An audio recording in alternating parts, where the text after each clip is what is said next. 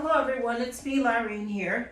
I I thought I'm going to get myself stuck in and I wanted to talk about drug issues. And because I hadn't heard much about drugs in a long time, especially because I'm away and I'm a lot older now. But when I was growing up, it just made me refer back to the 80s. And little did I know that there had been a documentary done, and I watched it on Netflix, which someone recommended to me to watch it after hearing what I wanted to talk about. So I went to Netflix and I went to watch it. And I went through loads of emotions watching it because there were some aspects of this show, this documentary, talking about crack cocaine, and the parts about the documentary that I took on board, and there were some parts I didn't like. I'm going to talk a little bit about it, but not too much, because this isn't really what matters to me, and I'll go on to what I was really concerned about.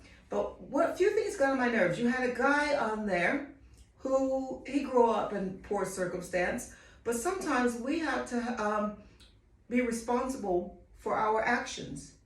And to say, I'm sorry now, okay, that's good, and I'm happy you're sorry, but it doesn't stop what you've already done. So basically, I'm sure you've all watched it. They imported all over different parts of America vast amounts of crack cocaine. And one of the young men on there said, the reason why he started selling crack cocaine was he was broke. And there was a commercial about we're getting a job at McDonald's. And he was like, oh, I'm not going to work at McDonald's. That's just not going to work for me. Now, here's the thing. And this is why I don't agree with that at all. Do not think that I'm going to sit here and it's going to wash with me that you sold drugs because trainers were more important. Millions of people were affected by this epidemic, and he wasn't the only person, clearly. But you expect me to say, oh, it's okay. You lived in poverty, and I know you wanted some trainers and girlfriends and da-da-da. No, that's just not acceptable. You have no moral value.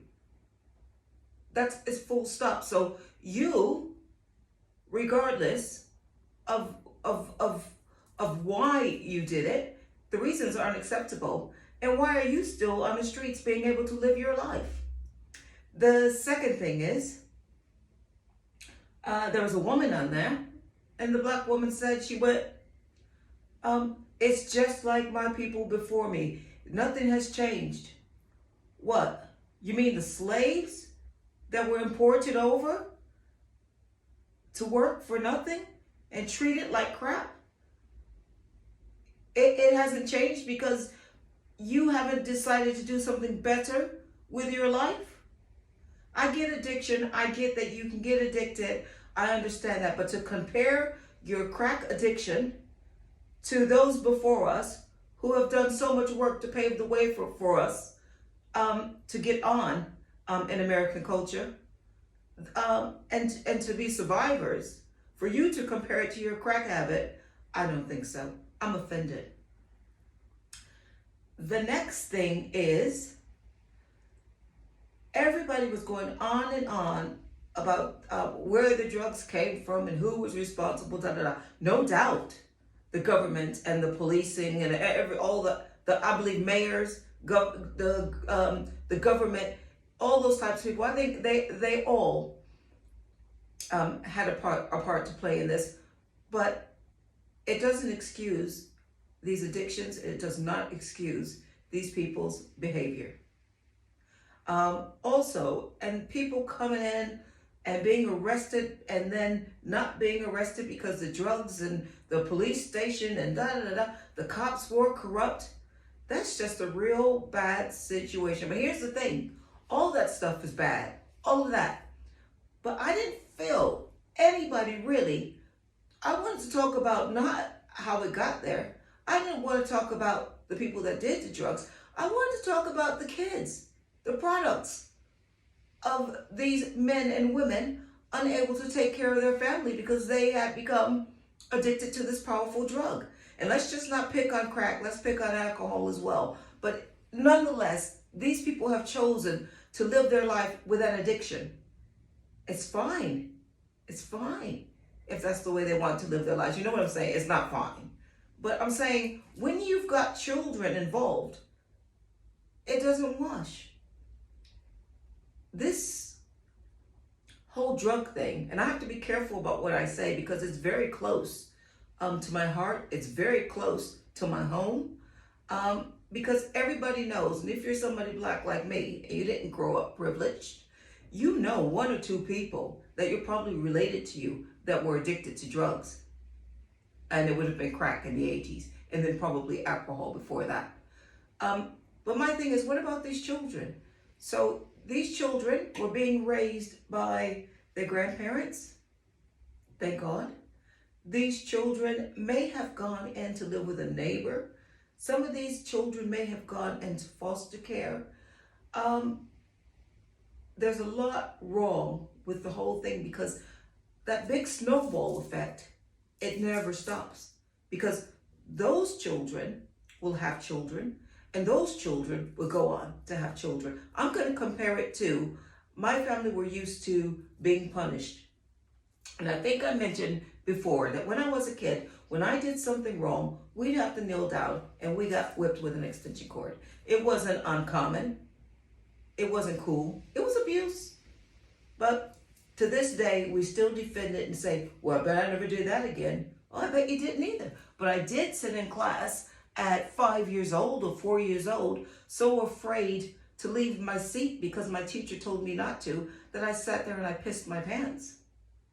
Because I was that afraid of the punishment that I would get at home if I didn't obey my teacher's rules.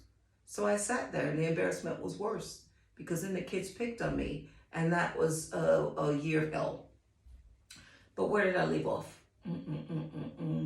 Yes, so where are these kids now? So because of that, when I grew up, because we were punished that way, so I'm saying, so your parents do drugs. Now you can go on to beat your kids as well, which a lot of people I know did. They went on to beat their kids, and their kids now beat their kids. And this is one thing about the drug thing. Well, she didn't care about me or he didn't care about me. That couldn't be further from the truth. But let a lesson be learned, and this is what you've grown up with, and this is what you've seen. You've got one or two options. You're either going to follow or you're going to find a new path. So I put something out because I wanted to know about those people that found a new path. And I wanted to know how they went on to survive. And on Facebook and on Instagram, I think I posted a open message that was sent to me. And this young man was saying that, luckily he had his grandmother to look after him because his mother was out doing drugs. But he said he loved his mother. He said, but no doubt it was a lot of trouble when he was growing up. This young man went on to be quite introvert. By the way, I must say now he's quite extrovert. He stopped pushing people away. It was hard for him to trust. Now he's learning to trust other people. And he also has a relationship with his mother. I asked him if he had any children, if that affected his decision not to have children. He said, no, that didn't affect his decision not to have children. It's just never panned out. So for him, there was light at the end of the tunnel. He does have a relationship with his mom. He doesn't feel like he deserves more and he's willing to work for it. But there are a lot of others out there that feel like a victim. And then they go on and they make reckless and careless decisions, which is abandon children. All the stereo negative things that you could think about of a black man and a black woman. But this drug goes further than that. But unfortunately, as a black person, that's what I'm thinking about right now, at this moment. I also feel that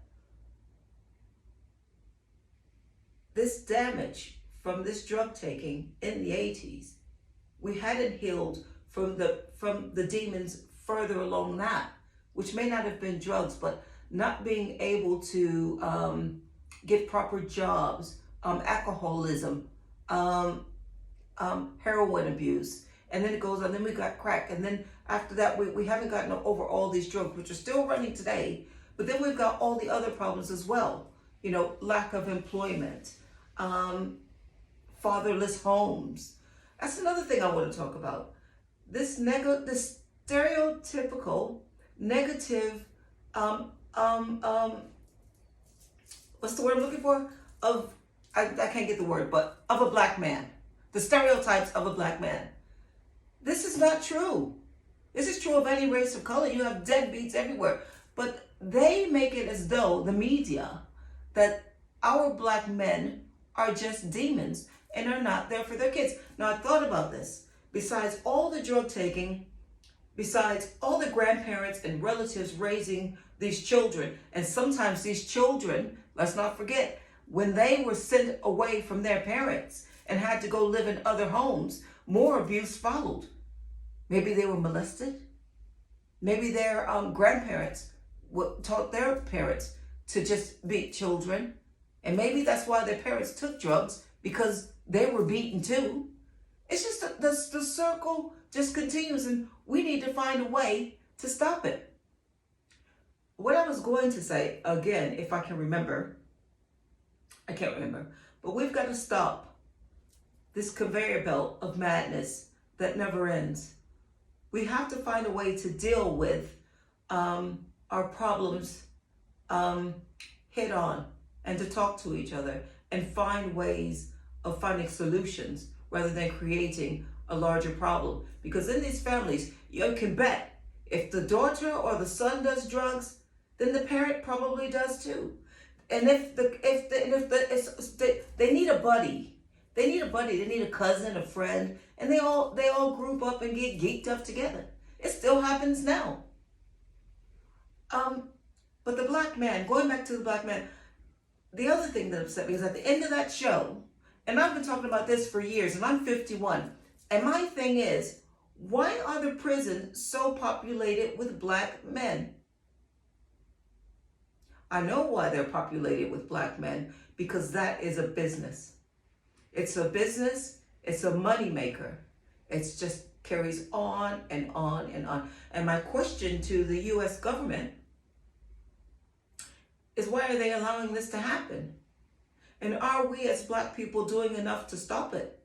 I've seen loads of things portrayed on television here where many have been released, but by many, in the tens of thousands or millions that are in prison, that's very small.